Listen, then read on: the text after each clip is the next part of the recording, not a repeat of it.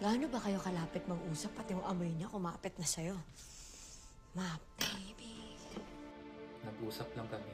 Uwi ka pa. Siyempre, kailangan ko maligo. Dahil alam mo, pogi ako, diba? At nag-usap lang naman kami, ah. Sana nag-usap na lang kayo maghapon magdamag. Tang-inang pag-uusap yan, pati ba yung kamay mo, okupado? Di mo malang nagawang tumawag o mag-text para sabihin kung nasan ka?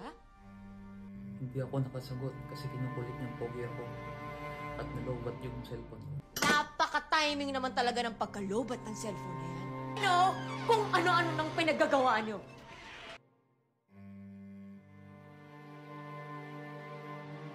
Ano bang sinasabi mo? Hindi ba ako pogi? Hindi ko alam. Hindi ko rin din alam kung anong sinasabi ko. Hindi ba talaga ako pogi? Ba't ganyan iniisip mo? Anong gusto mong isipin ko? Nagtitigan lang kayo? Kumain lang kayo? Nagkape? Nagkamustahan?